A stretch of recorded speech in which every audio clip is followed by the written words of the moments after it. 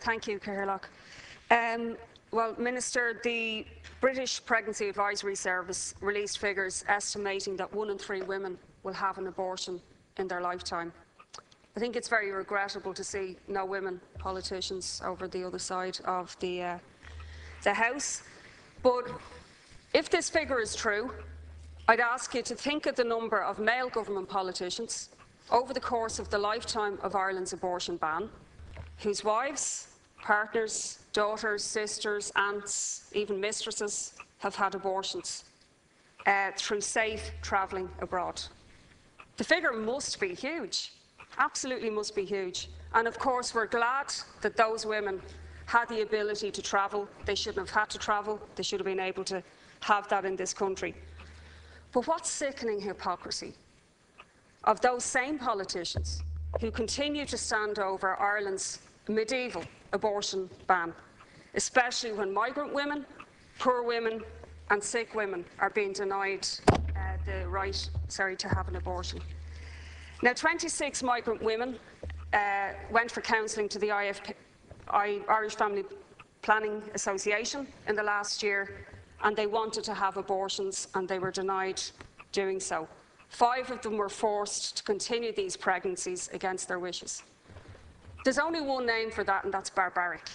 To force a woman to carry a pregnancy that she really does not want, and the impact it will have on those children as well. And I'd ask, is there any shame or embarrassment in this government at all about this situation? Because poor women, people with disabilities, victims of domestic violence, women in state care are being denied abortions in this country. Now, you like to market Ireland as a modern country, great place to do business, etc. But the following countries have more liberal abortion laws than Ireland has: Ethiopia, Nigeria, Tunisia, Zambia, South Africa, who, by the way, when they liberalised abortion, halved the number of deaths associated with abortion, and even Burkina Faso, the poorest country on the planet, allows abortion where a woman's life, health is at risk, or in the case of rape or incest. India, Pakistan, a country that everyone thinks is very backward. Even Saudi Arabia, where women can't drive cars, they're allowed to have abortions where their health is at risk.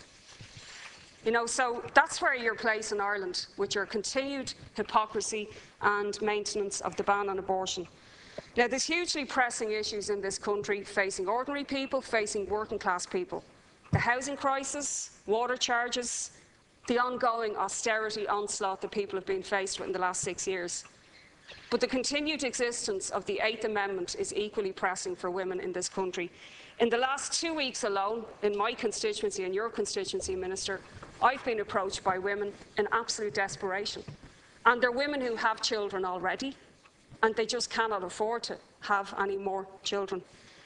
So there's a lot of working class women who have to find €1,500 to try to travel to Britain or elsewhere to avail of an abortion. They cannot wait any longer for the 8th Amendment to be repealed, and 160,000 of them have had to do so.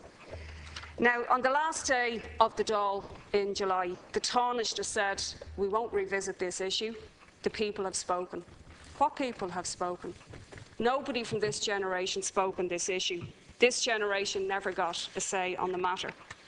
And Joan Burton, it has to be said, stood against the 8th Amendment in 1983, but she's choosing to sit and ignore 31 years later. And built her reputation on women's rights. Now, you, Minister, I think said today, you know the law won't be the same in 20 years. So what are you saying? Women should just sit tight and wait until you find an opportune moment to allow them to avail of what is a human right? They can't wait 20 years, another generation, for you to do what you know is right. You also said, let's not bring the Catholic Church into this when you last spoke on the matter. It's only the Catholic Church who argued in 1983 and lobbied for this amendment. No other church argued for it. It's a sectarian amendment in that respect as well. Now the Catholic Church doesn't have the sway and the hold that it had back in 1983, but you're continuing to give it inordinate power through its control of health and education. And the mantra from the government is, We won't revisit this issue. There's no appetite. But there is actually an appetite. Successive polls have shown a majority of people favour a repeal of the 8th Amendment in the lifetime of this government. That's what they. Only 10% in the last significant poll that was done had an opposition to abortion in any circumstances. You're legislating for the 10%. And I would ask you to recognise that the politicians in here are way behind where ordinary people are. I've seen that on the Rosa stalls that we've held when we've been talking to people. They're keen and eager to bring this country into a progressive place, to break the stranglehold of the Catholic Church in this country, and to send a message to that effect. I'd ask you to take a note from Spain as well, where a Conservative government, similar to your own Fine Gael party, tried to withdraw freedoms that women had in terms of the abortion laws, and they had to backtrack spectacularly, because in 20 countries, ordinary people came out onto the street, in 20 cities, people came out onto the streets to demand a maintenance of a liberal abortion law in Spain. It's very disappointing to see the Labour Party not here tonight, but I would ask the Labour Party this.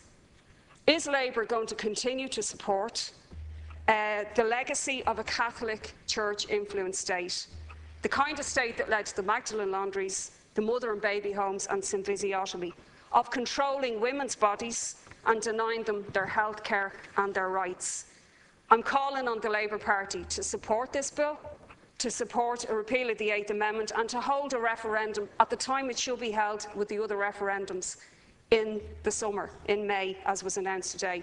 How could a decrease in the presidential voting age be more important than this issue? It's absolutely an insult to women to bring people out to vote on a range of issues and not to put this to the people as well. Finally, I would say the news that 26 migrant women were incarcerated effectively in this country, denied a right to abortion. I would call on the agencies that are counselling and advising these women and other women not to be put in an invidious position of seeing these women suffer in the way that Miss Y did. I would ask them to give these poor women the information that they need. They should give them the information that Women on Web is a resource that's available to them, that they can access safe abortion pills just like this minister here, mifepristone and misoprostol, which induce miscarriages safely, used all over the world, but not allowed to use. Why did that girl have to suffer? She could have been directed to use these pills, which are available through Women on Web for €90, a fraction of the cost of an abortion. And these are on the list of WHO essential medicines. They're very, very safe, and there is no reason why they shouldn't be available. I'd ask you to make them available, and I'd also ask you to hold a referendum to repeal the 8th Amendment. No more hypocrisy, no more denial. You've said yourself in 20 years it will be gone. We shouldn't wait 20 years. Do something right for a change.